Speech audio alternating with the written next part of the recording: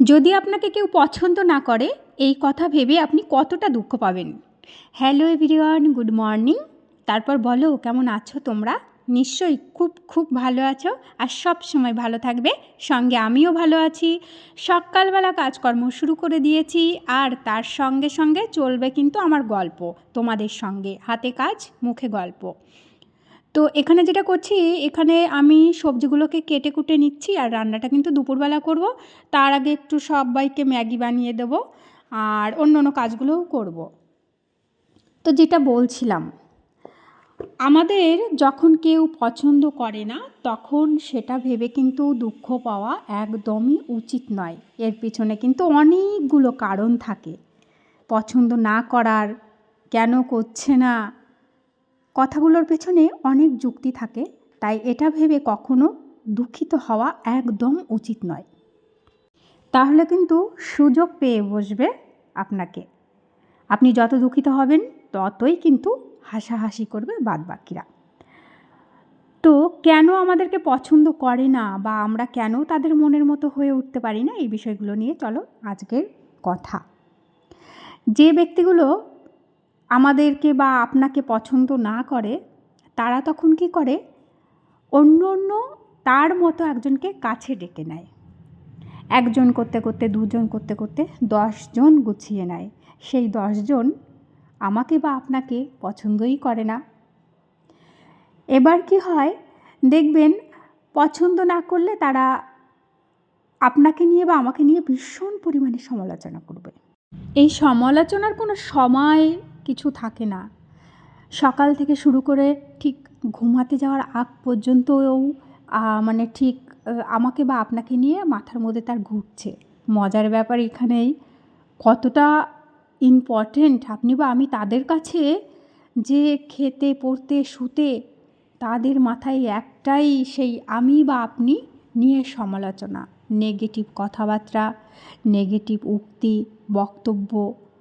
আসলে এই মানুষগুলো হিংসায় ঠিক এরকমটাই করে, পিছনে একদম পুরোটাই হিংসা। যখন কেউ কারো সম লেভেল বা তার স্কিলে যেতে পারে না তখন কিন্তু এইগুলো হয়। এটা ভেবে আমাদের কষ্ট পেলে চলবে না যে 10টা বা 20টা মানুষ আমাকে কেন পছন্দ করছে না। তখনই বুঝে নিতে হবে কিছু ব্যাপার রয়েছে। তার মানে তাদের থেকে অন্য রকম, আপনি বা আমি তাদের থেকে অন্য রকম, বা এরকম যাদের যাদের ক্ষেত্রে এই ব্যাপারগুলো ঘটছে সবসময় মাথায় রাখবেন অন্য রকম। আপনি যদি সৎ হন, ভালো হন, তাহলে তো আপনি 100% জিতে আছেন তার থেকে। কারণ সেই মানুষগুলো আপনার মতো আমার মতো হতে পারে না জন্য এত সব কায়দা করে 10টা মানুষকে জোগাড় করে নিয়ে ব্যাপারগুলো ঘটিয়েছে। এখানে আমি আমার উদাহরণ দিয়ে বলছি, এই নয় যে সবার ক্ষেত্রে এই ব্যাপারগুলো হয় বা সবাই নেগেটিভ বা পজিটিভ, এরকম কিছু নয়। এটা উদাহরণ দিয়ে বলছি যাদের ক্ষেত্রে এই ব্যাপারগুলো ঘটে। তাই আমি আমাকে নিয়ে এরকমভাবেই বলছি। আর এটা তো সত্যি কথা, আমরা যদি সঠিকভাবে সৎভাবে চলাফেরা করি বা সৎভাবে থাকি, বলে না সৎ মানুষের শত্রুর অভাব হয় না, ব্যাপারটা কিন্তু এরকমই। তো কথা বলতে বলতে কিন্তু আমি অনেকগুলো কাজ করে ফেলেছি। এখানে বলি, এই যে কুচিনাটা আমি মোছামুছি করছি, এই কুচিনা কেরোসিন দিয়ে আমি পরিষ্কার করি। তো আজকে আর করলাম না, আজকে আমি ডিটারজেন্ট জল দিয়েই পরিষ্কার করছি। আসলে ওই দুধ ফুটাতে গিয়ে একদম ছিটিয়ে ওপর দিকে উঠে কুচিনাটা পুরো ময়লা করে দিয়েছিল, মানে দুধটা লেগেছিল। সেটা আমি আজকে ডিটারজেন্ট দিয়ে পরিষ্কার করলাম। আর মাঝে মধ্যে যেটা করি সেটা হলো কেরোসিন দিয়ে পরিষ্কার করতে হয়, কেরোসিন দিয়েই পরিষ্কার করতে বলে। আর সফট ডিটারজেন্ট দেওয়া যেতে পারে, আজকে যেটা আমি করছি।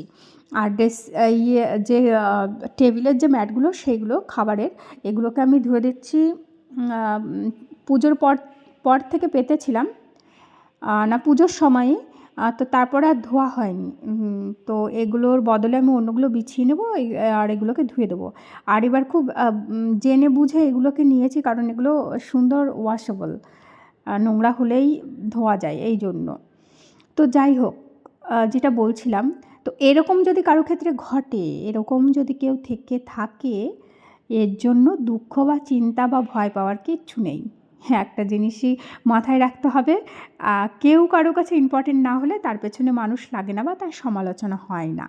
যে মানুষের সমালোচনা নেই সে মানুষের তাহলে কেমন হলো, ঠিক না?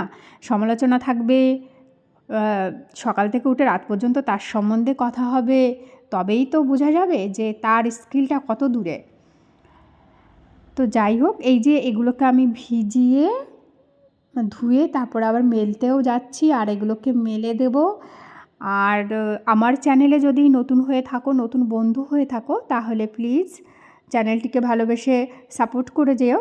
আর যে সমস্ত বন্ধুরা আমাকে সাপোর্ট করছো সেই সমস্ত বন্ধুদেরকে আমার তরফ থেকে অনেক অনেক ধন্যবাদ। আর একটা কথা বলি, ভিডিওটা যখন একটু দেখবে, আমি তো অনেকটাই টেনে করি আর খুব অল্প টাইম দেওয়ার চেষ্টা করি, তো একটু পুরোটা ওয়াচ করার জন্য অনুরোধ রইল, আর একটা লাইক করার অনুরোধ রইল। আমি দেখছি সুন্দর সুন্দর কমেন্টস করছো তোমরা সবাই, কিন্তু যে কয়জনা করছো হয়তো বা লাইক করতে ভুলে যাচ্ছ, এরকম হতে পারে। মানে লাইকের সংখ্যা থেকে কমেন্টস সংখ্যা একটু বেশি হচ্ছে, যদিও আমার সেরকম হয় না, আমি তবুও বলছি, মনে করিয়ে দিচ্ছি আর কি, যে বন্ধুরা দিচ্ছ। আর চলে এলাম ওইগুলোকে মেলে একটু ওই গাছপালাকে জল দিতে, এরাও শুকিয়ে গেছে তো জল দেব। আর ওই সাদা ফুলটার নাম আমার এখনও জানা হয়নি, কি আমাকে একটু জানতে হবে। আর এখানে এই গাঁদাগুলোকে আমি ডগা লাগিয়েছি, তো সুন্দর কুড়ি এসে গেছে খুব তাড়াতাড়ি করে। আসলে শীত সেইভাবে পড়েনি, কিন্তু এই লাল গাঁদাগুলো কুড়ি এসে গেছে। আর আমার প্রত্যেক বছর যেটা হয়, আমার গাছের ফুল দিয়ে আমার সরস্বতী পুজো হয়। তো এবার বেশ কয়েকটা গাছ রয়েছে, আশা করছি এবারও ফুল পাবো। তারপরে আমি কিন্তু চলে এলাম, জামা কাপড়গুলো তুলে এনেছিলাম, আর এগুলো স্নান সেরে পুজো করে খাওয়া দাওয়ার পরে এইগুলোকে আমি ভাঁজ করতে বসছি। আর ছেলের পড়া রয়েছে, সেখানেও নিয়ে যাব। আর জামা কাপড় ভাঁজ করতে করতে আজকের ভিডিওটা শেষ করব। তোমাদের কেমন লেগেছে অবশ্যই আমাকে জানিও। আবারও বলছি, আমার চ্যানেলে যদি নতুন বন্ধু হয়ে থাকো তাহলে লাইক, শেয়ার, কমেন্ট এবং সাবস্ক্রাইব করে আমার পাশে থেকো। আর আমার ভিডিওগুলো কেমন লাগছে, কথা কেমন লাগছে অবশ্যই আমাকে একটু জানিও, তাহলে না আমিও একটু উৎসাহ পাই আরও বিভিন্ন ধরনের কথা বলতে, মোটিভেশন করানোর জন্য। যে কথাগুলো বলা দরকার, যে কথাগুলো বড্ড অভাব। আমরা তো সবাই গল্প করি অনেক ধরনের, কিন্তু বেশিরভাগই দেখা যায় কেউ কাউকে মোটিভেট করতে পারছে না বা করছে না ইচ্ছাকৃতভাবে। ভালো কথা বলতে আমাদের ভালো লাগে না। বলে না যে সম্মানীয় ব্যক্তিকে সম্মানই দিতে ইচ্ছা করে না, আবার ভালো কথা তো দূরে থাক, ঘুরে ফিরে সেই একটা কথাই আসতে হয়, যে কী করে মানুষকে কেউ যদি ওপরে উঠতে চায় তাকে নেমে টেনে হেঁচড়ে একদম মাটিতে এনে ফেলা যায়, সেই চেষ্টার মানে বেশিরভাগ মানুষ সেরকমই থাকে। তো আমরা প্রত্যেকে চেষ্টা করব